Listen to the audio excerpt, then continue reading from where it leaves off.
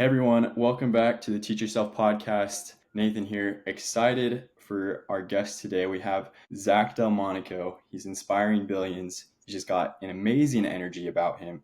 He's founder of Delmonico Events and a million other things that he's doing. So we're just kind of get to know him a little bit more today. Zach, welcome to the podcast. Thank you. Pleasure. So I've just kind of been watching you from afar. Obviously, we don't know each other super well. And so I just kind of want to start getting to know your story. I know you're always sharing, you're always teaching on your social media. So just kind of want to know where you started, just kind of tell your story and how you got to where you're at today. Yeah. So born and raised in New York on Long Island. Went to private Catholic school basically my whole life. And I have a twin sister. Her name is Bella. So when I was growing up, I was kind of always the homebody, kind of the introvert, the way that I would think about it. And Bella was always kind of the one that would go out to these parties and everything. And I would say that's where my journey with everything started. Whenever I would go out and talk to people in groups, I would turn red and I would sweat like I just ran 5 miles. Like it was horrible. And the worst part of it all was that Bella would look at me and she would say to me, "Zach, it's happening again." And I'm like, damn it, man. So because of that, and also because I didn't really know how to talk to people, I would never go out. So it created basically a huge barrier in between myself and others. So in order to fill that, I fell in love with soccer, and I also went to go work with my dad. My dad owns a construction company, builds car dealerships. So I basically filled all my time up, instead of going out to parties and talking with people, with soccer and with construction. And then there was actually a point in high school where I basically told myself, this isn't how life should be. The point that I can't even go up and talk to people, and I feel like I'm just living inside of myself, hermiting in my room at home. And from that day forward, it was extremely hard to do for me. But I basically put myself in those most uncomfortable positions possible. So I went to go up to talk to people, knowing that I'd look like a complete idiot in my mind, sweating, red, but I would constantly just do it over and over to get the reps in, to talk to people. And not long did I basically start to become a lot more fluent in talking to people, a lot more confident in going up to people. And from the age when I was really, really young in middle school to that point in high school, I was constantly learning about Tony Robbins and personal development, and reading these books and watching these podcasts. And then what happened, which to me, looking back 2 years ago, I would have said it was a bad thing to do. Now I actually am glad it happened, was I basically would go out with my dad and would go out to job sites. So I wasn't hanging around the people my age. I was going out meeting these very, very successful guys who were building their own dealerships and very, very successful. And I started to learn the lingo with them and to build relationships with them. So when people say nowadays, when they meet me and they say, "You're that old?" That's very interesting. You're a lot more mature. It's kind of like, I know, because people who I hang out with now are at least 2 or 3 years older than me. So that was a huge foundation for building me up to where I am now. But I would probably say the biggest, most impactful thing that has happened to me was actually my spinal surgery, which I talk about a lot. That happened about 3 years ago. And before the surgery, I'm like, okay, this surgery doesn't have anything on me, right? Like, I'm going to beat the surgery. People say it's a 3-6 month recovery. I'll be done in a month. Kidding me? I got my muscles. I'm jacked. I'm shredded. I feel good. And then I went into the surgery, and the surgery kicked my butt. I lost all muscle possible, all confidence. I was just lost. I was sitting in a bed, literally unable to move. I couldn't do anything. I was basically sitting straight up like this for a week and a half. And I remember the second night I looked up and I just basically said, "God, if this is what it's going to be for the rest, then I don't even want to be here anymore. Just take me." Like, I was so done with it. But from that moment moving forward, even to now, what I've been doing each and every single day is following a habit, staying positive, going to the gym, and basically working on myself. Been traveling around the world. I was in school for 2.5 years at college, and then I basically said, this isn't for me. So I left, started traveling the world, meeting tons of new people, tons of communities, starting my own companies. And yeah, I guess like you said, you see on the social media, all I talk about is getting through that surgery, what got me through it, the ice plunges, the cold baths, the saunas, all this stuff to basically optimize my energy, because I'm grateful to even be where I am, grateful to be alive from being bedridden in that hospital, not wondering when the next time I'd be able to do a push up, to literally doing max weight on a machine and running all over a mountain and XYZ. So, yeah, that's basically the story for now. And then I got a ton more room to grow for the future and to impact billions of people. Yeah, that's awesome. And I mean, just kind of touching on what you're saying there about your surgery. If you go look at Zach's social media now and you see him on there, I mean, he's back to that Greek god physique. He's doing everything. You wouldn't even know. I honestly didn't even have any idea that had happened. I've been following you for months by this point until like a couple of days ago, and like I saw one of the posts and I was like, wait, what? How recent was this? And so it blew my mind just to see where you are now and the things that you continue to do despite that, and just kind of in spite of it, honestly. Just awesome. Thank you. So you said your dad runs a construction company. You guys do build car dealerships. I'm just kind of curious about your last name. Delmonico isn't super common one. So are you guys, where's your family come from? We both parents are from Italy, so I'm full bred Italian, which is amazing. Okay. Trying to keep that in the family. But they come from the north and the south. I think Abruzzi and Calabria, which is beautiful. To be honest with you, I didn't really like my last name when I was young. Really, it's only been the past year that I've been really liking it more and more. Hence, Delmonico events.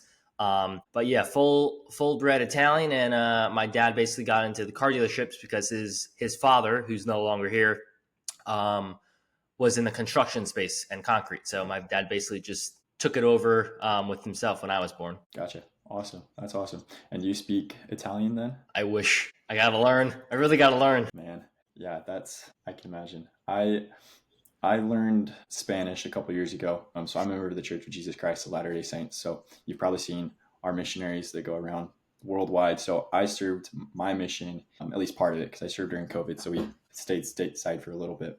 But they sent me out to El Salvador in Central America. And so I loved having that immersion and learning Spanish. It was an amazing experience. So I was the same way as you, just super introverted. I didn't like talking to people. So they put me out there like, not only are you going to talk to people, you're going to do it in a different language. So good luck. So it was a life-changing experience. And I think about it every day, grateful for it every day. And it's so awesome. That's beautiful. So, so I love that. Just kind of everything you're doing. Obviously you're taking that hardworking spirit that your family's brought from Italy, you bringing it here, you're inspiring billions. I love your brand. I see you got your hoodie there behind you, Perspective Apparel. Tell me more about that, the mindset behind Don't Chase, Attract. Yeah, so this drop actually means the world to me. This was going to be the last drop that I would do with apparel. I started it freshman year of college, and the idea was at that moment, this is a cool thing to do. Everyone wants to start an apparel brand, so why not me? How hard can it be? Well, to be honest with you, way in over my head. First shot was horrible. I don't think anyone knows this, but lost basically all the money from that. Didn't have really any following whatsoever. So I was going to stop it. And then I had a trip to Italy that changed I'm going to say it literally changed who I am other than the spinal surgery. And on the way back, I was extremely depressed on the plane.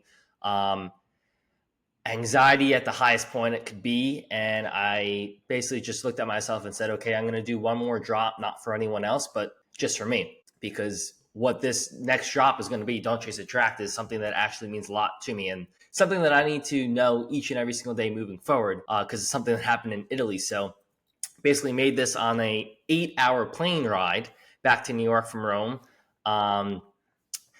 Basically did a couple small drops for the people that were close to me just to get some content. And I really didn't think anything was going to happen. And next thing you know, I guess a lot of people resonated with it. And the whole point of Don't Chase, Attract is that we have so many flashy things that happen in our life that we're always chasing. We're always chasing that next car, that next watch, that next girl or guy, or that next possession, or whatever we want. And in the end, if it's meant for you, it'll happen. And if it's not, it won't. That's just what I've learned. So instead of going out and chasing over and over, which to me makes you look very, very needy, my whole thing is get on a mission. What's your mission? What's your goal? What do you want to show? What future do you want to build? And to me, that's where attraction comes in, because not many people have massive goals. Not many people are trying to build something impactful.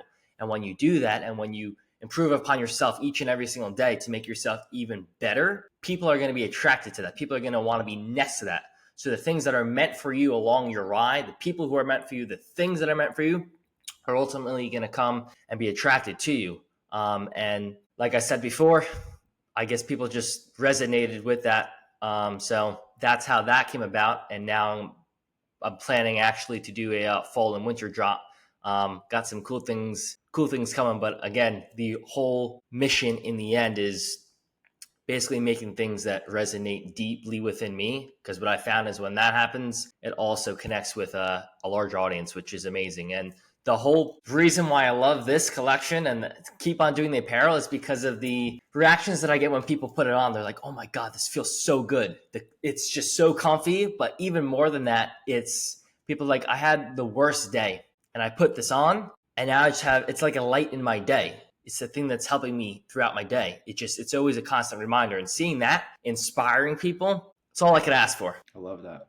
I love that. And I'm guessing that's kind of part of that motivation, that passion you have for inspiring billions, because obviously you don't mean that lightly. You are very intentional and 100% about that. So kind of tell me more about the motivation behind that, like inspiring billions, because that's a big goal. Yeah, that's why I chose it, because it's a massive goal. And to be honest with you, I don't think I've ever said this. It scares the hell out of me.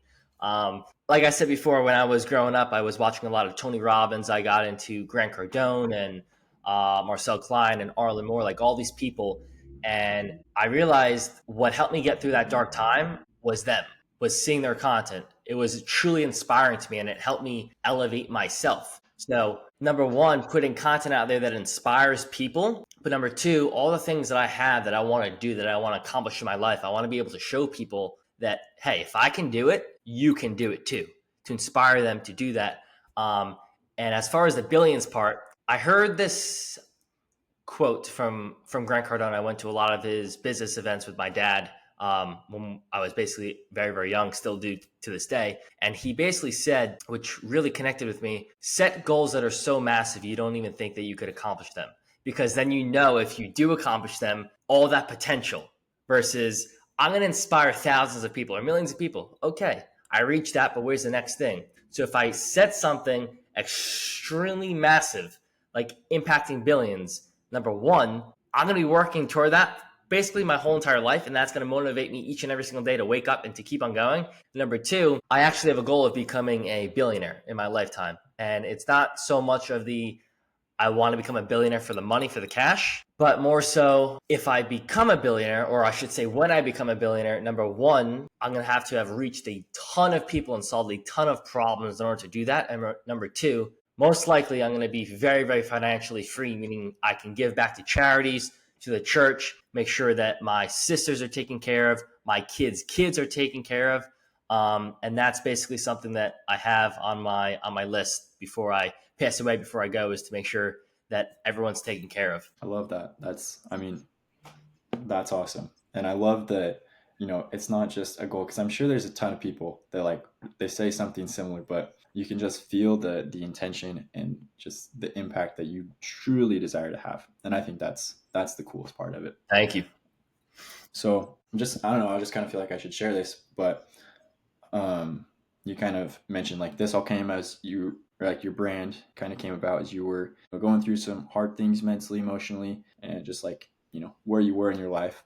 And those are some experiences I've had more so on the flip side, where I witnessed that in other people. And it's actually kind of inspired me for a brand that eventually I want to run up and start and kind of try to. But my whole thing was just, there's so many people around us that go through things exactly like you were experiencing. And most of the time we just don't even know that they're going through it, right? Because it's just like, it's a personal thing. You don't know who to share it with. You don't know how to express it. And so I had an experience in high school that it really impacted me a couple years later when I found out about it. But I had a friend that was really struggling mentally and emotionally, to the extremes and to those, life endangering points. And there was literally just, a divine intervention moment where I had the impression just, hey, do this thing for them, write them this note, just tell them like how much you care about them, how important they are, that, God cares about them, knows they're there, and all these things. And I was like, this is kind of weird.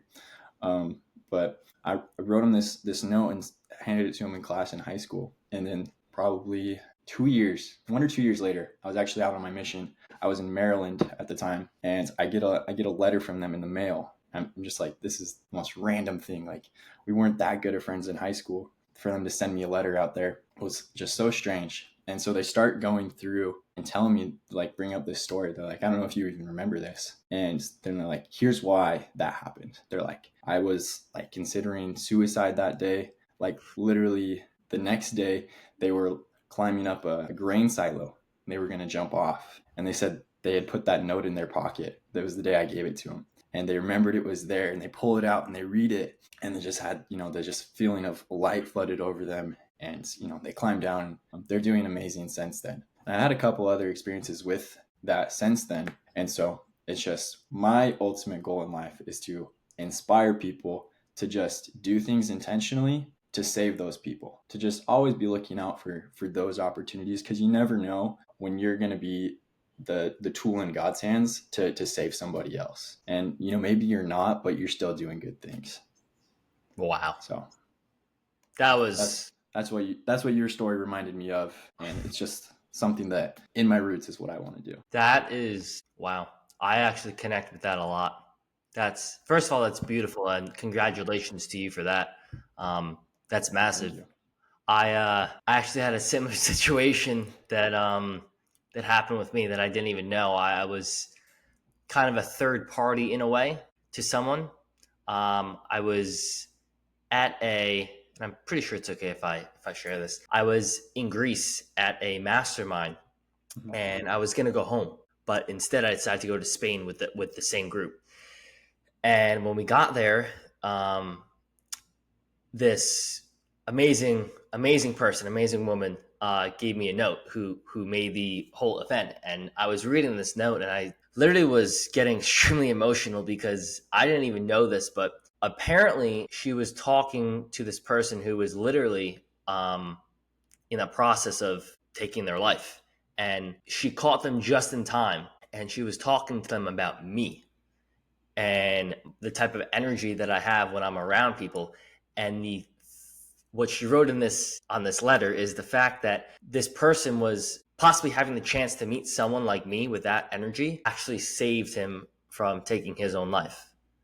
So having moments like that, to me, just puts everything into perspective, because no matter, and I always say this on a daily basis, no matter how bad you think you have it, like, it could be so bad, someone always has it worse than you, always.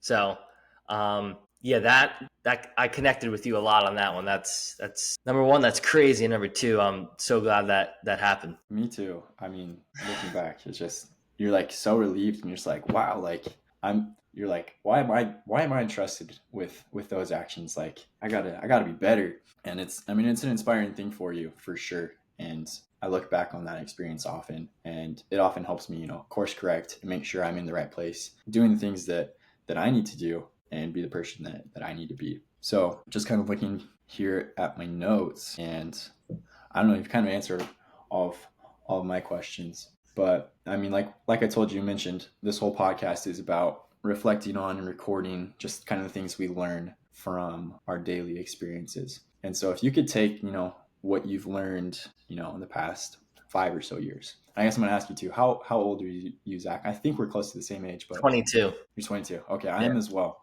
So just kind of looking back, those last 5 years, so that put you back to 17, because I made this podcast. It's like, what are the things that I would have want my 17-year-old self actually to know? Like, what were like the big things? So if you could think of just like a few things, like 2 to 3 tops, that you would share with your 17-year-old self, hoping that it would impact them and maybe not change what you've done so far, but jumpstart you to get a little bit further. That's a great question. Let's see, 2 to 3 things. The first, the I'm going to say action, two things: action and never giving up. And number two is being open. And I'll explain that. Action and never giving up. What I mean by that is over the past 5 years, every single day, I have a worry that goes on. I have, oh my God, what if this doesn't go right? What if that doesn't go right? And it stops me sometimes from moving forward. And that creates procrastination for me. So the biggest thing that I'd say is if you have something that you want to do, whether it's going to work out or whether it doesn't work out, you're going to learn from it. But what you need to do is literally constantly keep on moving, keep on taking steps. You could have a big goal, but create those little steps that's going to create you momentum to where you're going, and focus on that, because where you focus your energy is where it's going to go. If you focus on what's wrong, it's going to go wrong. If you focus on the goal, you're going to get there in the end. So continuously take action, and you're going to receive no's, you're going to receive rejection. Don't be afraid of that though. Keep on going, keep on pushing, because that's what stops most people from ultimately attaining the life that they want, the dreams that they have, is that they hit failure, they hit a no, they hit this, they hit that, and they stop. Keep on going, keep on pushing, keep on moving forward, because if you made it till right now, no matter how hard it is, there's a reason for that. So keep on moving, keep on pushing, and don't be afraid to do what it takes. For example, everyone was in college with me, and I went against everyone's opinion. And trust me, I was nervous with this too. And I said, you know what? I don't really have a path forward, but I truly feel it deep down in my soul. I'm going to leave and I'm going to go create something massive and powerful. And each day I kept on taking action. That's why I say it's so important. I say this phrase all the time, which is overwhelm the human mind, the human brain with enough action that you become confident, which is extremely important to me. And the second thing, when I say be open, is because I guess it was when I was very, very young, I was very, very introverted. And I was afraid to tell people my feelings because I was afraid to look like a complete idiot, to be honest with you. And I had opinions that I didn't want to veer away from other people, right? Like, I want to have the same opinion as you. But everyone has a different opinion. That's what makes everyone unique. And I had these people, I had these two girls that I really, really liked. And this might be like childish or take it whatever way you want, but it truly means something. I had these two girls that I really, really liked, and I never told them how I felt. And it stayed with me. It like crushed me, kept on crushing me, because I kept on creating fantasies in my mind of like what could have been. And I was really, really nervous of what the outcome would be, right? Are they going to reject me? What are they going to say? What happens if this doesn't work? And then it finally just clicked to me one day, where I'm like, you know what? Screw this. I can't have this eating at me my whole entire life. I have to move on. So the moment I did that, it was like, it was so hard to get over that hump and to do it. However, the moment that I did it, everything just released and it felt like it clicked. So possibly you or someone listening, it might not be, oh my God, I really, really like this girl. It might be, okay, I'm having trouble with this friend, or a relationship with my sister, brother, mom, dad, or something that I just need to get off my chest. And you're holding it in. Let it go. It's going to be hard probably, but let it go. And that's what I try and do each and every single day on my social media as well, is be open, because I'm going to mess up sometimes. You're going to mess up sometimes. People are going to mess up. It's just the way it happens. But as long as you focus on where you're going and not focus on the mistakes, learn from them. To me, you take those two things, you implement them, and you'll be able to go light years ahead of people, so that you could then help others when you're light years ahead. Amen to that. No, I totally believe that and feel that on so many levels. I know that's, I mean, something that I've struggled with. I still struggle with to this day. And something that I've learned a lot from. And so back when I was a missionary, you kind of have like leadership assignments. It's like, you know, you're like a designated person to be kind of helping, you know, a subset of other missionaries, anywhere from like 10 to 30, depending on where you're at. And I always felt like when I was in those spots, I didn't have anybody that I could go up to like help me, like, hey, I'm going through this thing right now. And like, I'm not going to dish it out onto the people that I'm supposed to be helping. And so I would tell myself that I didn't like have anybody above me. And so you just close in and you just hide away all these feelings, and it goes away after a while. But then you get to other points where they just all come flooding back and it's just like running into a brick wall. And you're just like, okay, I need to fix this. And so all that's really started to come out. I got married, just had my anniversary over the weekend actually. And Congrats. That's beautiful. thank you. And so it's come out a lot in my marriage, not in a bad way, but just like my wife is like, hey, like you need like to express this, you need to get this out. I'm like, but why? Like, where is this even coming from? Or like I can't even track this down anymore. And so I love that. And I just again would encourage people go back and rewind this and listen to what Zach just said about that. But be open, share it.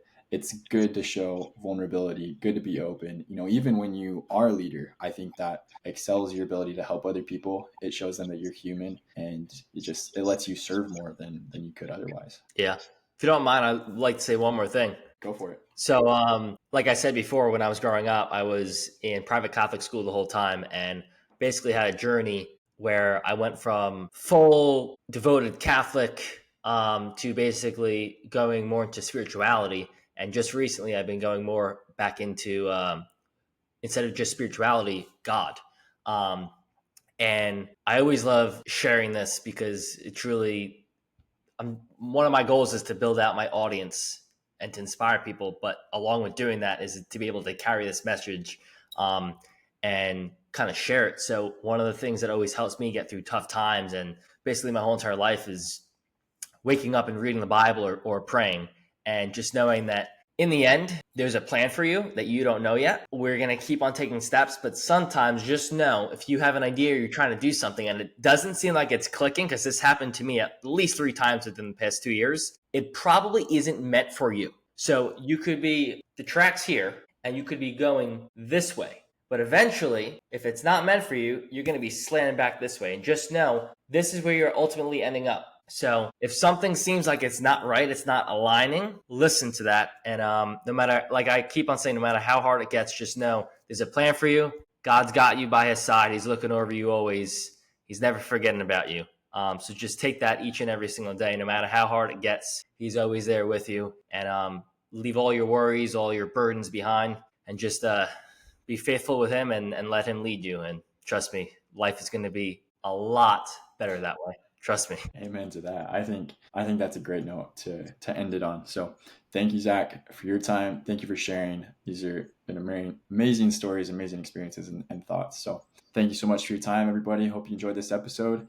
And Zach, for anybody that wants to find you, where's a good place to find you and see what you're doing? Yeah, you could. My main thing that I'm always on is Instagram. Just my name, Zach Delmonico.